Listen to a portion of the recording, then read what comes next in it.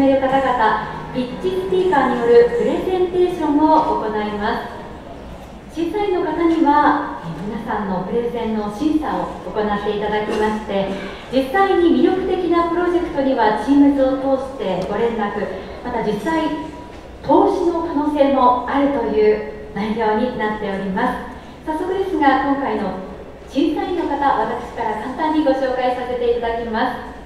C2 ベンチャーズシアラさん様、 J スクエアジョアンナリアン様、 NGC ベンチャーズトニー・ブー様、エベレストベンチャーズグループゼロンサム、 AK ベンチャー東宝様、アイコロのマーヴィンコンブ様、アニモカブランズ三塚秀樹様、クリプトグラムベンチャーケビン・レン様、 DFG ジェームス様、以上の9人の方々です。では早速スピーカーの皆さんご紹介させていただきます。まず1人目はジャスミー CFO 原田浩さんです。どうぞ。原田様、公認会計士、税理士であられ、あずさ監査法人で11年間勤められたご経験から、独自暗号資産の上場とご活用というですね、新たなミッションを掲げて、ジャスミンへ CFO として入社されています。プロジェクトをですね、先導され、日本のプロジェクト初めてコインベース、バイナンスの上場もご経験されています。それでは原田様、よろしくお願いいたします。皆さん拍手でお迎えください。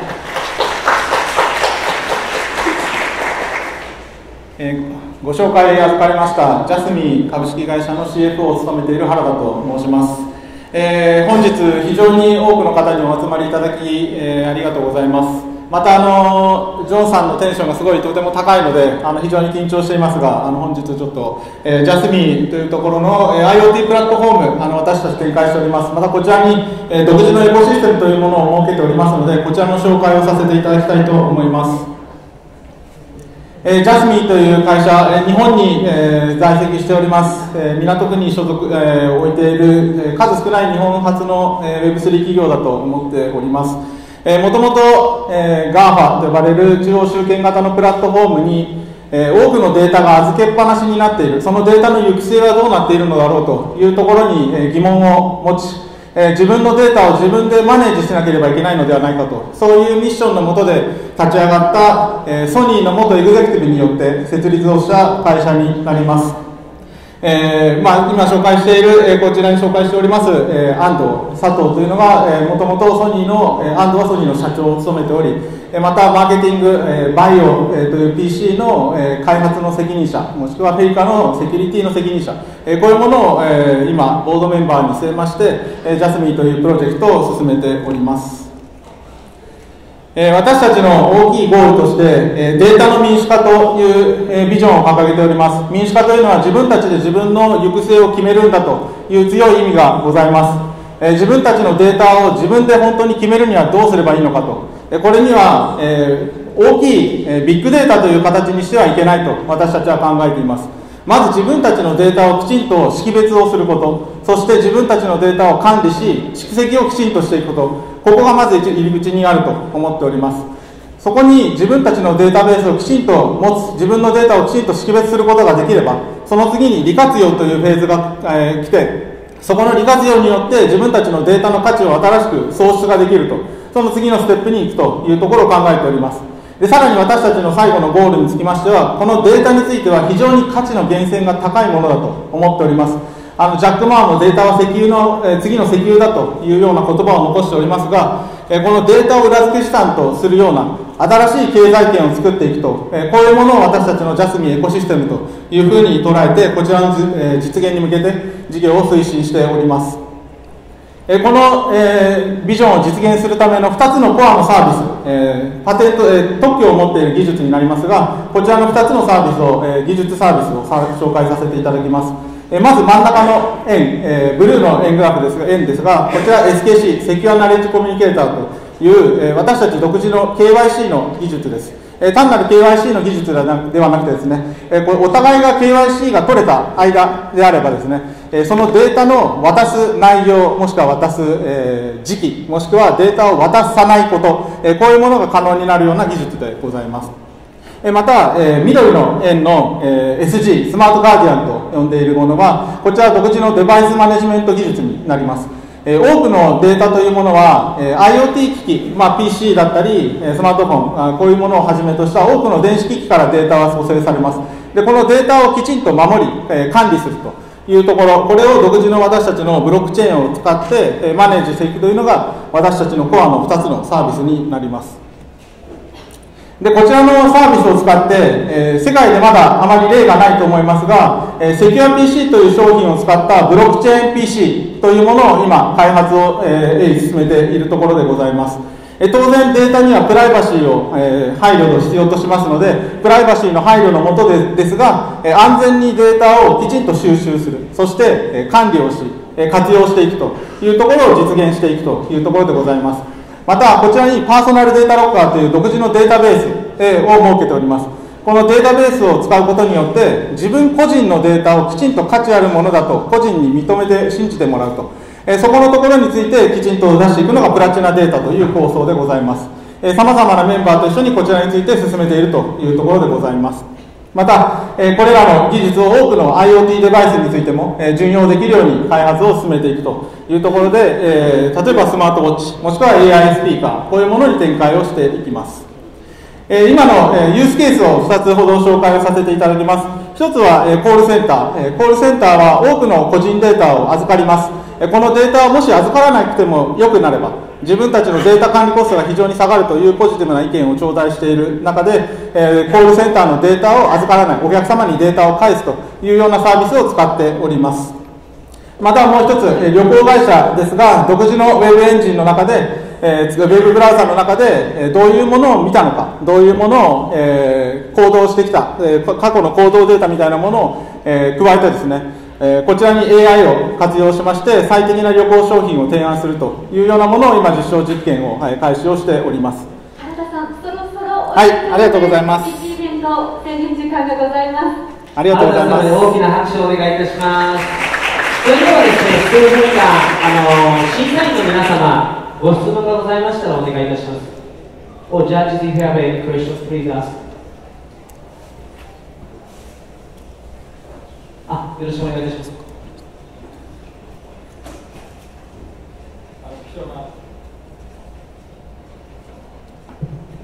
貴重なプレゼンテーションありがとうございました。今一番最初のデータの民主化っていうところが一番キャッチーだなと思ったんですけども、そこのこの民主化っていうところをもうちょっと具体的にお伝えすると、今までと何が違うのかっていうところをお聞かせいただければと思います。ありがとうございます。もともとデータというものは、多くの、いわゆるプラットフォームもしくは、サービスをする事業者に、一方的に預けていたものだと思います。皆様多くの、サービスを使っていらっしゃって、どの、サービスに何個の ID を持ってアカウントを持っているのかというのを管理するのが非常に難しい世の中になっています。かつそのデータが勝手に使われてしまっている、そういうものもあるし、アカウントが乗っ取られてしまっている、多くの問題が発生していると思っています。で、そのデータをきちんと自分で、渡しっぱなしのデータをきちんと自分で管理をする。今、ソフトウェアウォレットでリボークというものがよく叫ばれていると思いますが、データのコネクションをなくす、返してもらう、こういうことにフォーカスをしたようなサービスというふうに考えています。ありがとうございます。さあ、では、結界、ジャスミン、原田さん、ありがとうございました。もう一度大きな拍手をお願いいたします。ありがとうございます。みんなで原田さんを応援しましょう。それでは次のピッチをお願いいたします。はい、ご紹介します。PassPay CTO 千葉博さんです。どうぞ。千葉様はですね、数年間 IT コンサルタントとして非常に活躍された時にですね、モバイルアプリの会社をすでにご自身で起業されてエグジットされている起業家兼 CTO です。で、彼はですね、世の中にまだないものを作るという、海外から入ってきたものとかではなくて、自分自身でですね、私も自分で作れるエンジニアです。で、彼自身は趣味はですね、野球が好きということの宮城県出身です。そんな千葉さんのピッチをどうぞ皆さん聞いてください。よろしくお願いいたします。よろしくお願いします。PassPay 株式会社の CTO を務めています千葉と申します。本来であれば CEO の佐藤の方から、登壇する予定だったんですが、ちょっと急遽体調を崩してしまったので、今日は私から、プレゼンさせていただきたいと思います。はい。私たちPassPayはですね、デジタルライフの、架け橋にという、ミッションを掲げていまして、今、世界中でですね、金融サービスっていうのを、受けられない人っていうのが多くいる中で、どんな人でも、PassPayの、プロダクトがあれば、金融サービスを受けれるようにするという技術を、ブロックチェーンを中心として、提供しようとしている会社になりますと。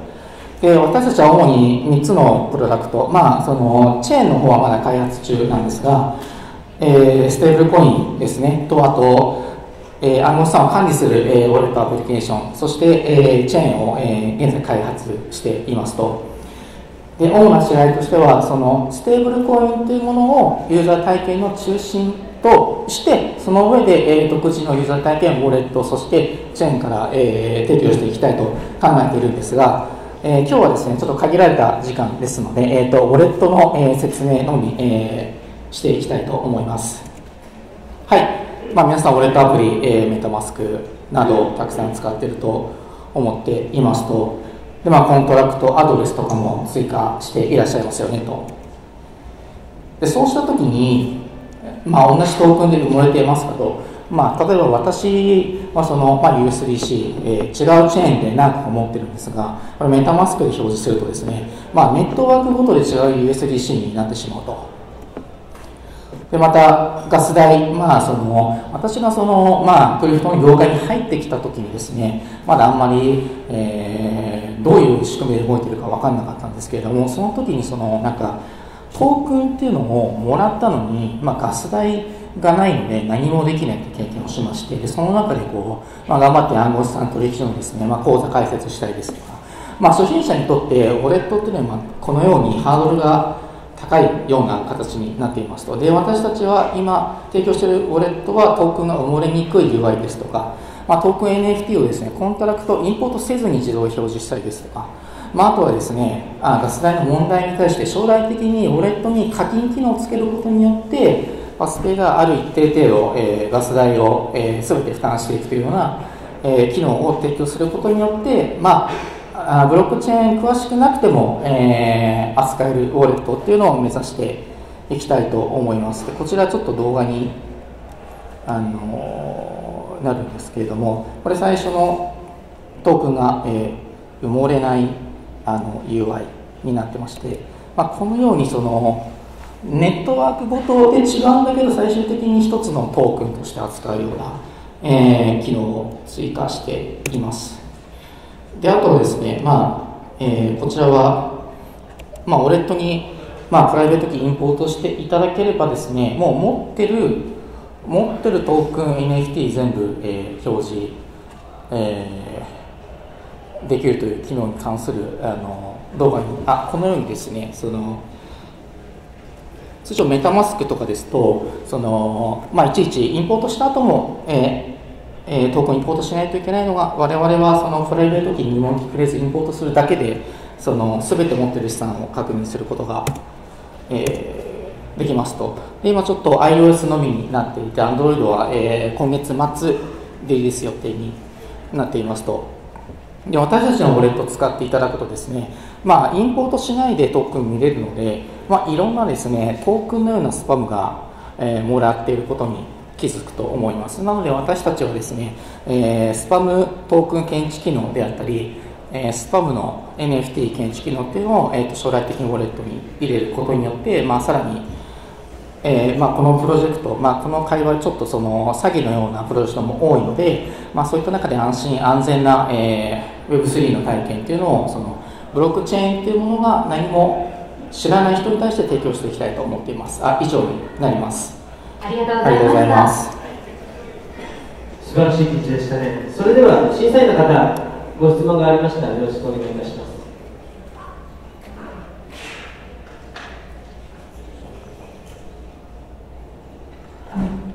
I think go-to-market and user adoption is very important, and it's kind of the key for creating a wallet project.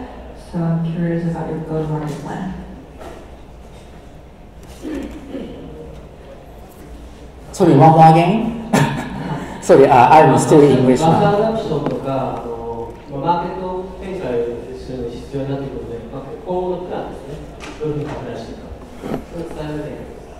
そうですね、今後のプランとしましては、ウォレット単体で普及していくっていうのもそうですが、今現在、独自のチェーンを開発していますので、チェーンとステーブルコインとウォレットっていうのをセットで、提供しようと思っていますと。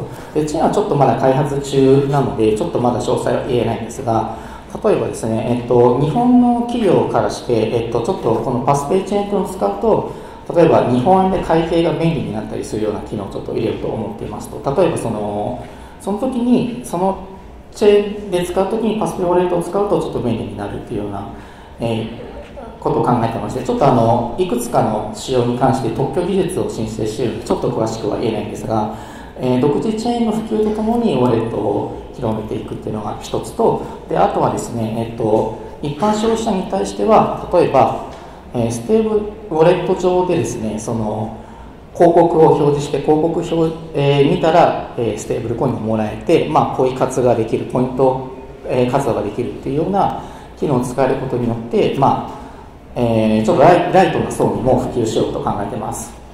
はい、以上です。ご質問、ご回答ありがとうございました。千葉さんに大きな拍手をお願いいたします。千葉さんを応援していきましょう。ありがとうございます。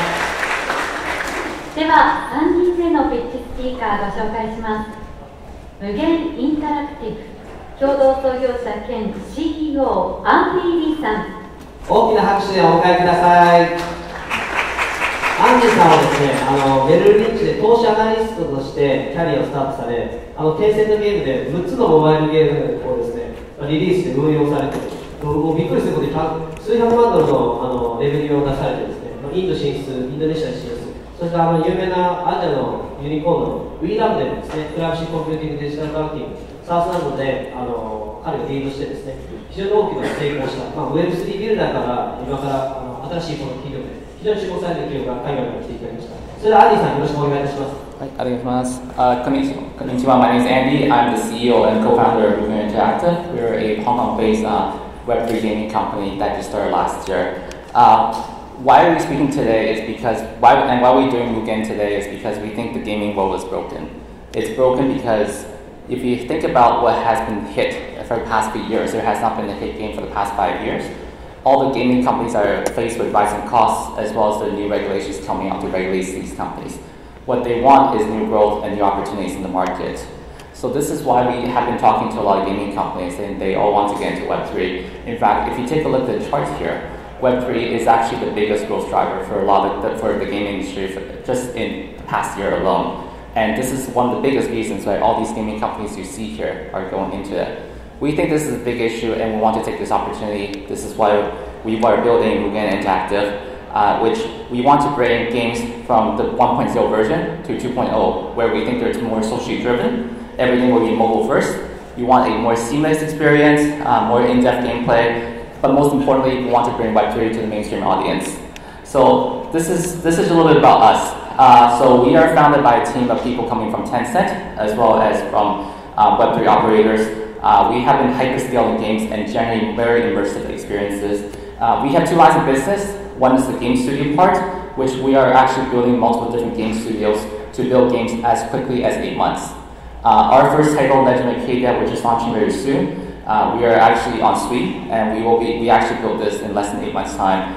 Odyssey is an SLG title that we're launching closely towards the end of the year, and we will be actually launching this on the network. We're actively discussing various different ecosystems.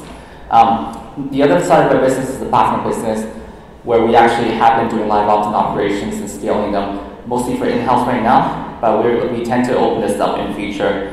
We will actually do a lot of user acquisition as well as marketing campaigns. Internally, we're building a Web3 SDK. How we actually build games is very simple within 8 months. We actually think of the genres that we want to build. And on top of that, we work with different companies and actually build joint venture studios with them. We actually provide the design and production as well as and we launch them. Again, this is just very quickly about pipeline. We have 3 titles, Legend of Arcadia, which is happening very soon. Odyssey, which is the SGG title, and we have many more that's in the pipeline. 20 plus games in the pipeline, and we look to launch them in the future as well. Our publishing platform, we're well connected. We're Web3 operators, and we are gamers ourselves. So we have connections in both gaming and also Web3 platforms. So this is just a little bit about our network. We are very well connected to different DAOs, and we actually want to work with many Japanese companies to bring our capabilities and publish games to overseas. The trailers are not here, but then I will actually show you a little bit of our stats as well and our publishing power. This is just from our recent alpha, which we actually tested with 600 different players, and on a daily basis, we have more than 400 players playing a game. Our next day retention, which from today, and if you come back, the players come back tomorrow, you're looking at 85% of the people that came back. And then by day 7, which is 1 week later, we still have 50% of people playing. We have very immersive and social gameplay in this game, in which from you see in these stats, a lot of these people are playing in the bottom as well. So this is just some numbers to showcase. But most importantly, we love our community. We want to show, and we have been seeing this very strong activities in our community, where people are actually showcasing these games within our Discord channel, as well as they actually are showing them on their social media, doing live streaming. We have community giving us feedback on what the game should be looking like, and we're very excited. We will actually be having our third-party platform very soon as well. This is launching in early next year. We will be looking to onboard many different games, especially in Japan. So definitely, we think Japan is a good market, and we want to build strong connections in here. This is about Mugen. Happy to answer any questions, or happy to and thank you for your time. アンディさん、ありがとうございました。それでは審査員の方、ご質問をお願いいたします。Are you planning to launch tokens for the single games that you're doing? All of our games will have NFTs and tokens. All of them. Yes. Platform token. Yes. Okay. And the utility of the token? I'm not sorry. Let me rephrase. So we will not have a platform token for Mugen, but then we will have a token individually for all the game titles. So Legendary Arcadia will have its own token. The SLG game will have its own token. Okay. Yes. So utility token or governance token? Most on the governance. Utility, it depends on the game genre. For Legendary Arcadia, we only have a single token. So that is the governance token. And for the SLG game title, we're still designing it as of today. Okay. Thank you. Thank you. Do you have any other questions? 大丈夫そうですね。それではアンディさんに大きな拍手をお願いいたします。ありがとうございました。日本で進出もされることを考えているので、ぜひみんなで応援していきましょう。そうですね。はい、2人目の、ピッチスピーカーご紹介します。KEKKAI CEO トマさんです。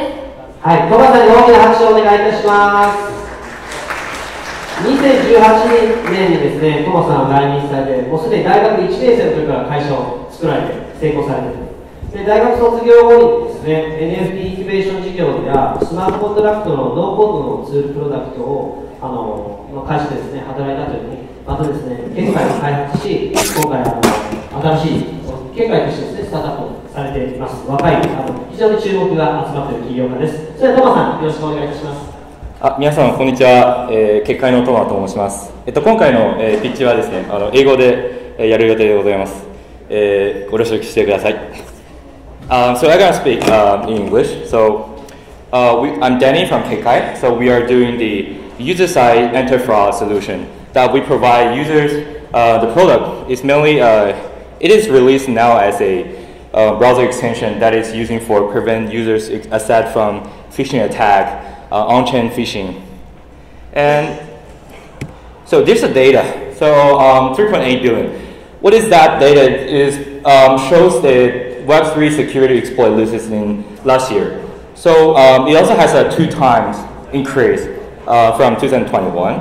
So it's a funny story that even I'm doing security now, but I still got lost my asset like last year in March. I lost almost like how to say, 2 Ethereum. So at that time I was stolen by this. What is this? It shows the it is a signature shows by the MetaMask. So I can tell you that it is a fraud signature, which is gonna steal all of your NFTs that is gonna list it, that you have listed on OpenSea. So I was stolen by this, and I signed it. So it shows like 3 problems that we are focusing on. The first one, as I told you that 3.8 billion, this is a large amount. So there's a various of methods, exploit method about. So if you are lack of self-defense and you don't use like tools like us, like you're gonna face the risk all the time you are using Web3 service, because there's a lot of fraud. And also, like in Web3 world, we encourage people to. We are telling people that you have to trust the code, you have to trust the smart contract.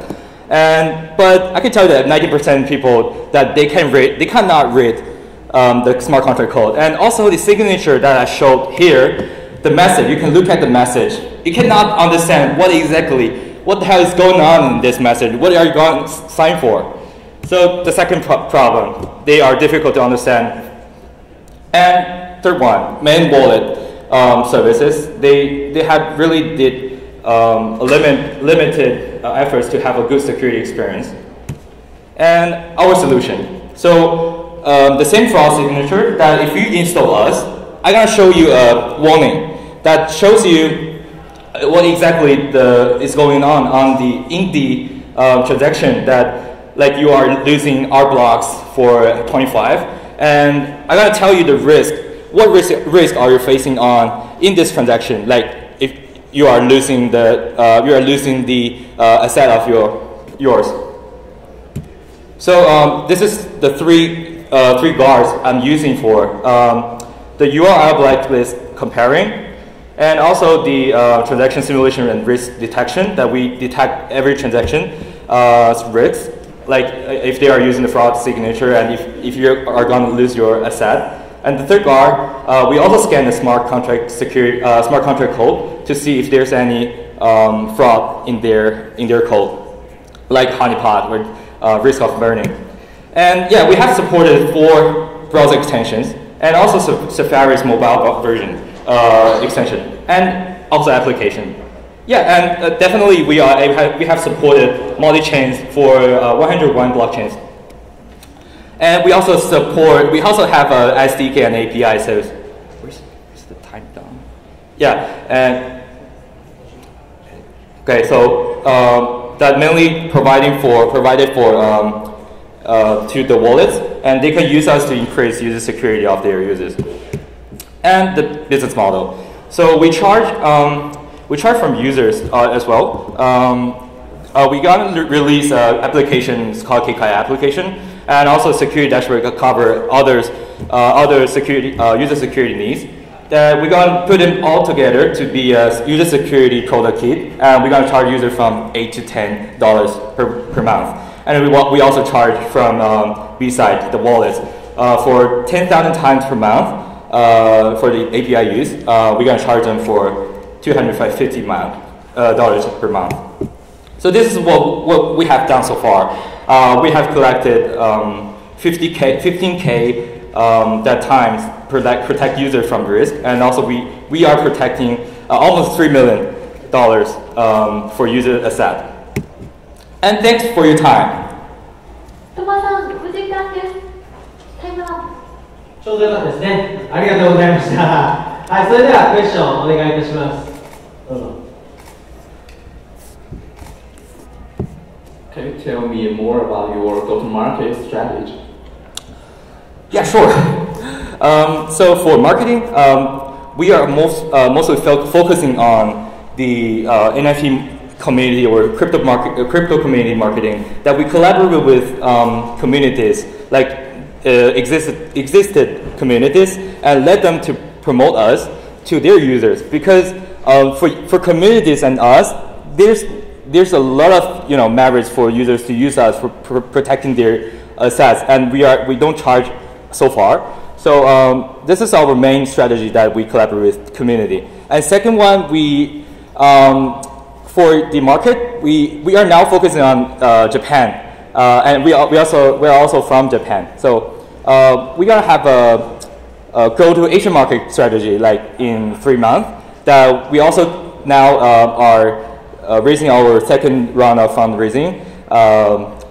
Yeah, so we are gonna like create some make some Asian Asian countries investors to help us to build the user community and also the go-to-market strategy. Thanks. はい、それではトマさんありがとうございました。大きな拍手をお願いいたします。ありがとうございました。さあ、続いて5人目ですが、クロステックコーファウンダー CSO 谷本祐真さんです。皆さん、谷本さんお迎えください。大きな拍手でお願いいたします。谷本さんはですね、兵庫県出身で、もう非常に10代の頃からフィリピンに行かれたりですね、アメリカの大学に進学されたり、またルワンダであったりですね、さまざまなところでフリーランスー、企業家としてですね、すでに若い時から起業されていらっしゃいます。で現在はブランディングの会社とですね、事業と並行して、この会社をクロステックをですね、リードされてるんですけど、彼は一つですね、皆さんに伝えたいことが、もう犬が大好きだということで、スタートアップが大学生ですけども、犬が好きで好きでたまらないということです。そんな谷本さん、よろしくお願いいたします。お願いします。Okay, so good afternoon everyone. My name is Mugen Tanimoto and I'm the co-founder and the Chief Strategy Officer for CrossTech DMCC. Thank you for joining us today. We're very excited to share next generation L1 blockchain. So to start with, let me tell you what we believe in, because that's the most important thing after all, right? So we believe blockchain is more than just innovation. It is a technology of sharing that embodies the very essence of humanity. Humans are social creatures who rely on one another to survive and thrive. So we share knowledge, resources, and experiences to build strong communities and achieve common goals. So sharing is what makes us strong, and sharing is what makes us human. And the blockchain enables us to harness this part of sharing on a global scale. We believe in the technology and its potential to transform the world for the better. However, there is a critical challenge in the blockchain, which is storage. So traditional blockchains rely on the off-chain storage, meaning in the event of external storage like damage or failure, stored assets and their values are lost. So that's where CrossTech comes in. We have developed a storage integrated L1 blockchain called the CVC, cross-value chain, purpose-built for the future of tokenized asset tokenization. As I described our blockchain storage integrated, we have developed DAX, decentralized autonomous content storage, which is a storage node architecture that integrates like a distributed file systems into blockchain, providing the permanent data storage and the secure ownership of the tokenized assets.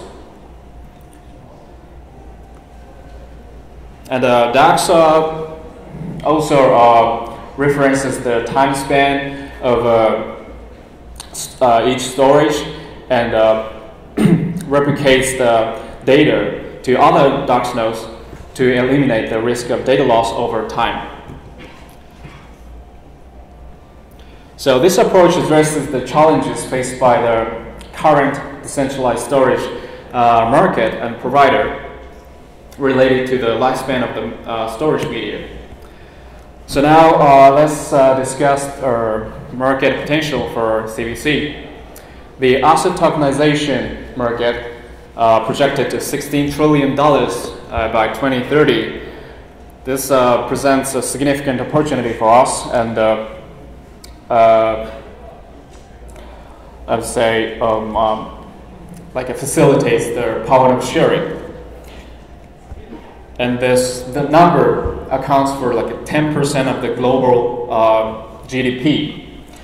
And this is a conservative methodology number. So in the best case scenario, the number would go to like $68 trillion. So with the rise of the tokenized assets market, the demand for secure and reliable storage solutions are never been higher. So CVC is uniquely positioned to meet these needs. and capturing a share of the market. To ensure their successful market acquisition, we have devised strategic initiatives. We will foster collaborations with other companies and projects to expand our reach and leverage the collective expertise. We will constantly host the global hackathons. Actually, we're going to hold a hackathon like July in Vietnam, I guess. And we're committed to supporting the development of solutions. And we have a clear roadmap for the development of our CBC, but we don't have much time to cover everything here. So just one thing, the mainnet launch in June 2023, that's just weeks away. And our success rests on the expertise and dedication of our team, led by their chief architect, Dr. Takahashi, who is roaming around today. Yes, our team comprises of blockchain and business and technology professionals. Okay, we're done that, but we have published articles and papers, and so thank you for your time and attention. We look forward to discussing more about our projects and investments. Thank you. 時間になりました。ゆうまさん、ありがとうございます。それでは、if you have any questions, please ask me. 具体的にプレゼンテーションありがとうございました。今具体的に動かれているユースケースだったり、あとこういった企業と協業してみたいとかっていうところありますか？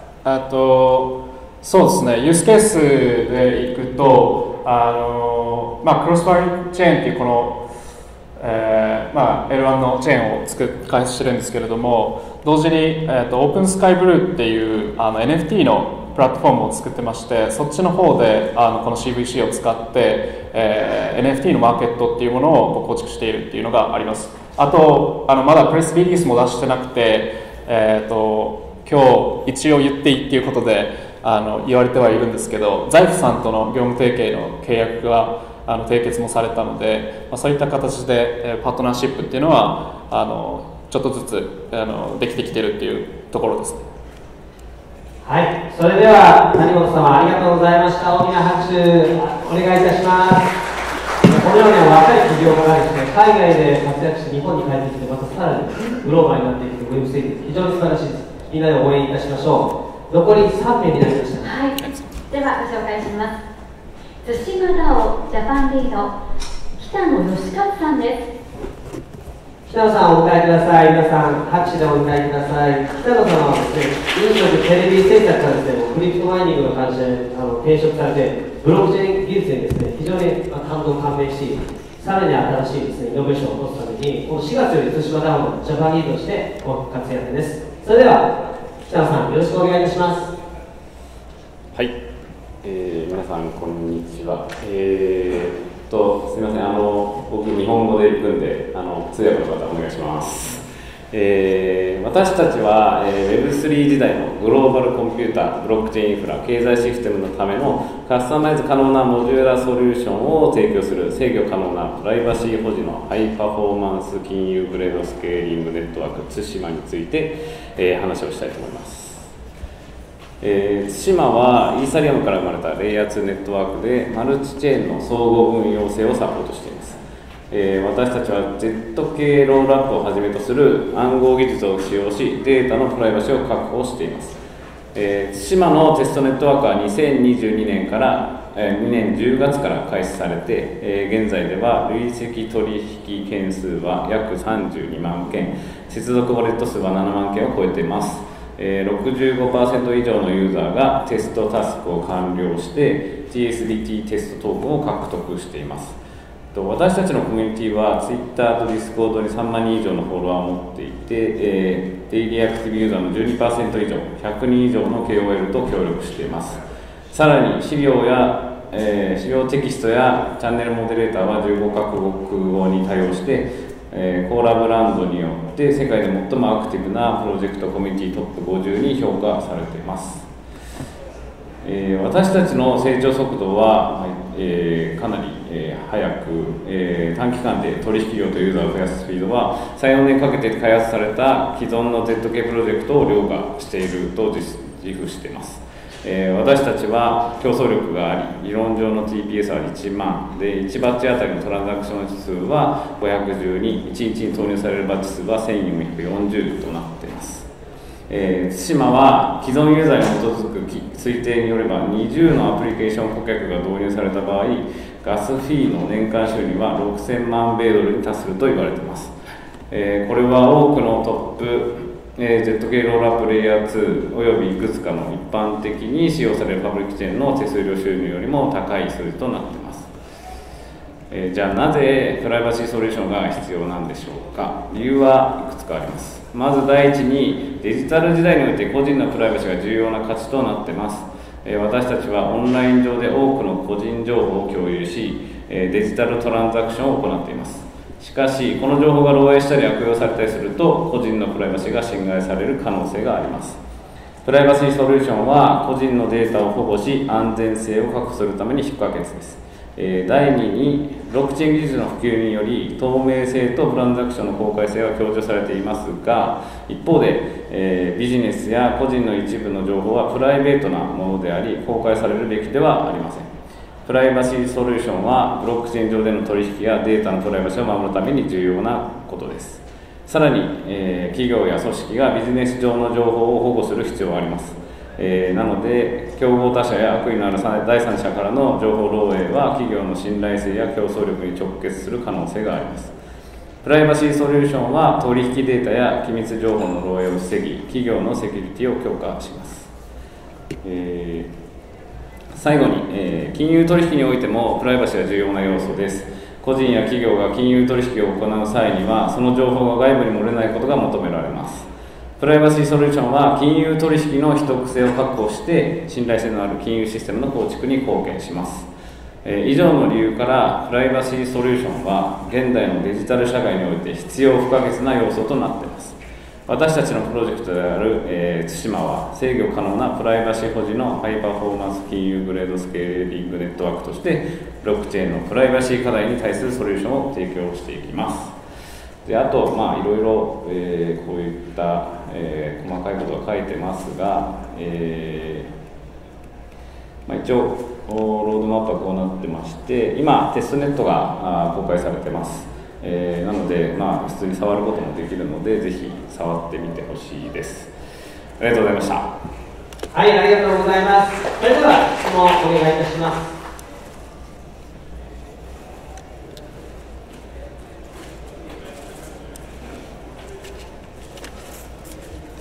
プレゼンテーションありがとうございました。ちょっと重複しちゃうかもしれないんですけども、一番のこう審査の売りって何になるんですか。他社に負けないことというですね、今の説明ちょっと分かりにくかったと思うんですけど、結局その金融取引において、現在の金融取引だと、もちろん個人と個人の間、法人と法人の間のやり取りっていうのは全部、それぞれ個人と法人が、それぞれが確認できるだけで周りの人は見えない。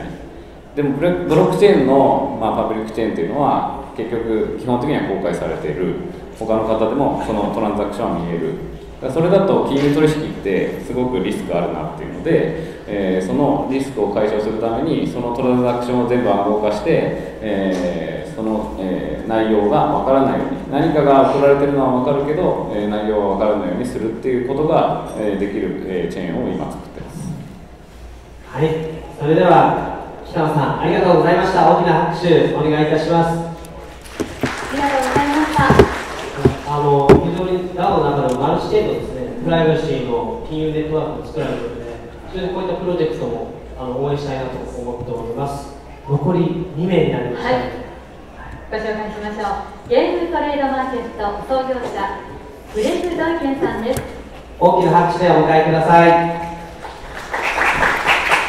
グレブ・ドイケンさんはなんと今日スイスからお見えになっております。で彼はイギリスのですね、大学のまだ学生でありながら、大学では声詩人としてですね、あとアーティスティックな活動であったり、音楽プロデューサー、哲学者としてもですね、イギリスとスイスを拠点に活動されています。で彼の夢はですね、デジタルゲームのもう帝国を作ってですね、非常に大きな成功を成し遂げるという夢に向かって頑張ってもらっています。それではグラブさんよろしくお願いいたします。Good afternoon, everyone. I'm very delighted and super jet-lagged to be here. My name is Gleb. I'm the founder of Game Trade Market. It's a handcrafted ecosystem for gaming on blockchain that is aimed to bring blockchain technologies closer to mass adoption, specifically in gaming, and by reinventing the way users interact with the video game economies. To help you understand the importance of my ecosystem, I would like you first to answer the question to yourselves: why was money invented?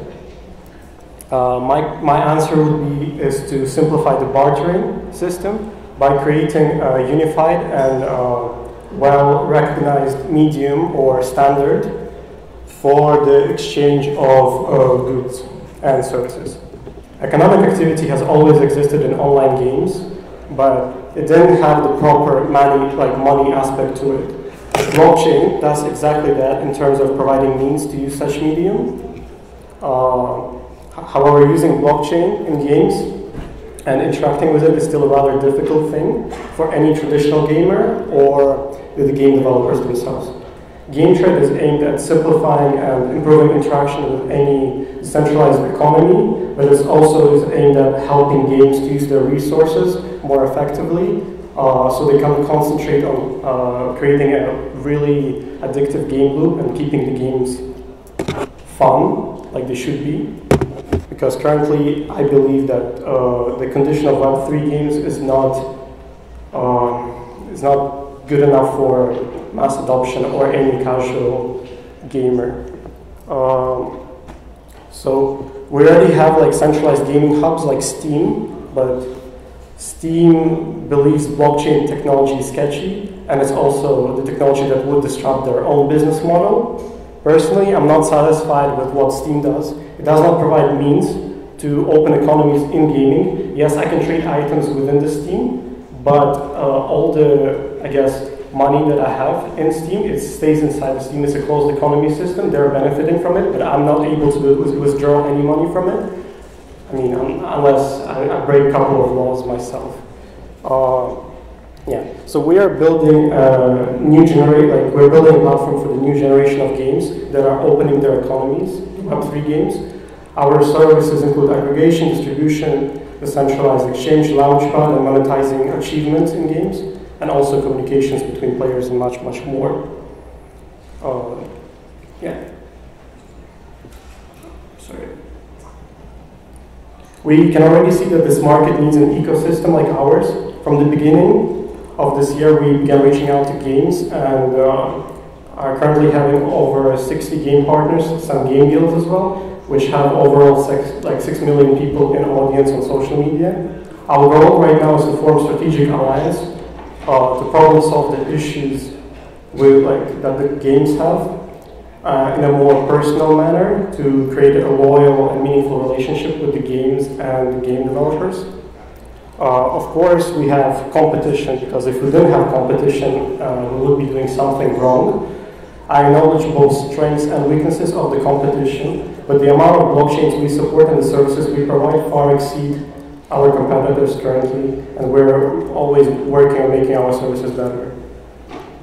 I'll also mention we have a unique selling proposition. It is not mentioned here because we've been in development. We're creating a plugin that enables all games to integrate our ecosystem right inside their game, so the users don't ever need to leave the game to trade items. This way, we're both possessing primary and secondary market for those Web3 games. They never have to go to a website, they never have to go to any other medium. They can just play their games, and everything, all their economic activity will stay within the game.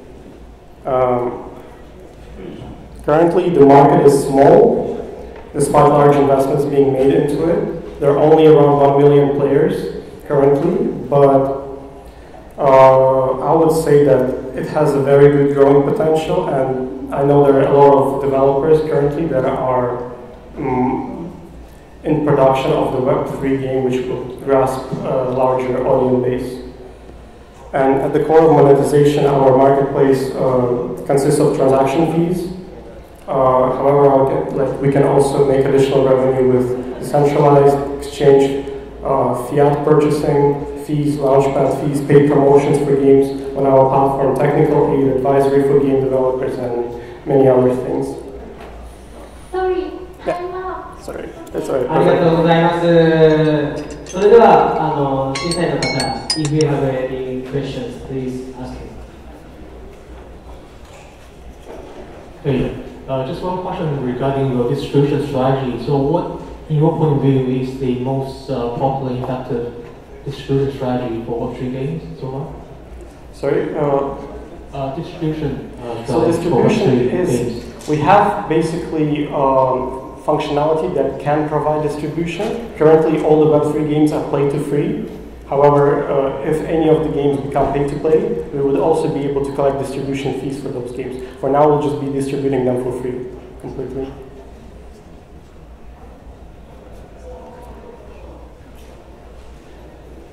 On the competition page, there's the last feature is a token exchange. Is it like a spot token exchange, anything? Or like a token launchpad? Sorry. Which one again? The company? On the competition page. Yeah. For your features and products you're building. Yeah. Token exchange. Yeah. So decentralized exchange. Yeah.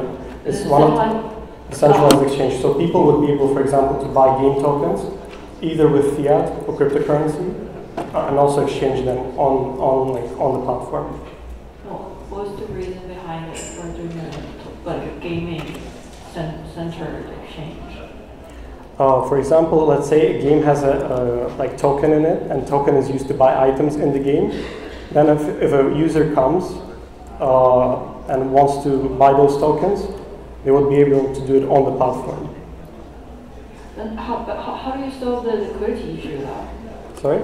How do you solve the liquidity issue? We use a third-party provider for the decentralized exchange specifically.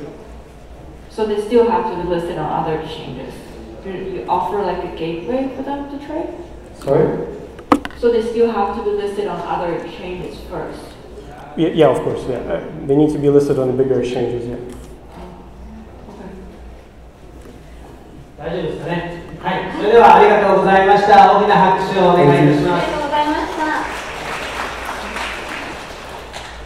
では最後のピッチスピーカーご紹介しましょう。CoinsDoプロダクトマネージャーWehming Tanさんです。大きな拍手でお迎えください。Wehming Tanさんはですね、今日はシンガポールから来日されてまして、デジタル資産セキュリティソリューションのトッププロバイダーであるCoinsDoのプロダクトマネージャーで非常に今もご活躍ですね。元からもともとフィンテックとサースの分野ですね、豊富な経験を積まれて、この度は暗号通貨に特化することでですね、イノベーションを起こすという夢に向かって今日来日したということです。それではよろしくお願いします。Konnichiwa. I'm Wehming, Product Manager of CoinsDo, and provide digital asset security solutions, including wallet for institutions and retail investors. So, you as a Web3 cryptopreneurs, you might come across a situation which you have a pool of assets that you must co-manage with other shareholders. So, you start looking for the most reliable wallet that allows you to do so. So, like what most people will do, you first try a custodial wallet, which it works like a bank account. It is easy to use, but it is an account. It is a centralized wallet that only the custodian hold the private key. They have full control over your assets, so it means that if they are gone, your assets are gone. And because of that, you move on to the next solution, which is a multi-signature wallet. This is a decentralized wallet that truly allows you to co-manage assets by using multiple private keys. But then you realize that you have to set up different wallets across different networks, and eventually you and your shareholders find it troublesome to use. So then you move on to the next solution, which is multi-party computation wallet. It has all the benefits of a multi-signature wallet, plus it is blockchain agnostic, easier to use. But there's one critical downside, which is the price. The annual fee could be way higher than your total asset worth down the road. So today, I'm here to present you an invention by CoinsDo, which is what we call a trusted shards computation wallet, which covers all the benefits that I mentioned just now, and it works just like MPC but better. And it is currently available in our wallet app, Coin Wallet. So without further ado, let us dive straight into a demo of making a transaction, and I'll explain to you how it works after that. So just like MPC, TEAMZ split private key into key shards, and we support up to 9 key shards and threshold signing. And what we are looking at here is a private key with 3 key shards, and we need 2 signatures to sign a transaction. So just like how you make a transaction in the regular wallet, Alice is working on it. She just keeps the transaction details and submit with biometric. So then the transaction will then be sent over to all the other devices. And we need one more signature to get the transaction approved, and Bob is on it. So again, Bob is signing the transaction and he will be using wallet password. And voila! The transaction is now approved and broadcasted to the network. As you tap into the details, you are able to see the transaction hash. So how do all this work in the background? All wallet devices are actually backed by a server hosted in a trusted execution environment, which is for computation purposes only. As there is no persistent storage in the TE server, key shards will only sit inside wallet devices. You can choose to use TE server provided by CoinsDo, or you can deploy your own server for better security. To ensure that we don't have to rely on us, don't have to depend on us, you can always merge all key shards back into a standard private key anytime, directly in Coin Wallet, offline, without going through us. So it means that your assets will always be safe with you even if CoinsDo is out of business. So Coin Wallet is a free-to-use app that has accumulated more than 100K of downloads on Play Store and App Store. So feel free, download and try using it today. And apparently, Coin Wallet is not the bread and butter of CoinsDo. Our founding team has more than 20 years of combined experience in crypto space. Aside from Coin Wallet, we also develop institution-grade solutions that allows you to manage mass transactions, automate crypto payments, mass generate deposit addresses, and to even sign a transaction without having to touch the private key at all. And if you are interested to any of this, we have a booth outside. I'll be around, come find me, and let me show you how CoinsDo can secure your digital future. Thank you. はい、ありがとうございます。それでは審査員の方、クエスチョン、どうぞよろしくお願いします。Yeah, sorry to ask the same question, but this is very important. So, what is the go-to-market strategy in Japan? We are still relatively new, and we are looking for like opportunity to tap into the market here. Yeah, and this is the first time we exhibit in Tokyo. So does that answer the question? はい、ウーミンタンさん、ありがとうございました。ありがとうございました。あっという間の1時間。はい、8人のスピーカーの皆さんの一応終わりました。はい、海外からもですね、今回たくさん若い企業、大学生も来てくれてて、はい、やはり日本の学生も私も大学で教えたりしてるんですけれども、結構昨日もですね、大学で教え方とかすでに起業して Web3 のスタートアップ立ち上げたりしてるんですけど、海外の方もこのように、今日スイス、イギリスで勉強してる方も来られましたけど、やっぱり若い Web3、非常に企業若いので、また経験を積んだですね起業家も来られてたりするので、ぜひ皆さんわざわざ日本に来てくださってますから、ぜひto make friends っていうかですね、海外の方とお友達になる非常に素晴らしい今日機会だと思いますので、明日の夜もレッドカーペット、私も参加しますので、ぜひその場でお会いできればと思いますし、この会場の外に出てですね、素晴らしいブースがありますので、ぜひ全員と友達になるということで、仲良く楽しく、あと 1.5 日ですね、楽しくいきたいなと思います。今日は本当に素晴らしいピッチ、佐藤アナも本当にありがとうございました。皆さん審査員の方もありがとうございました。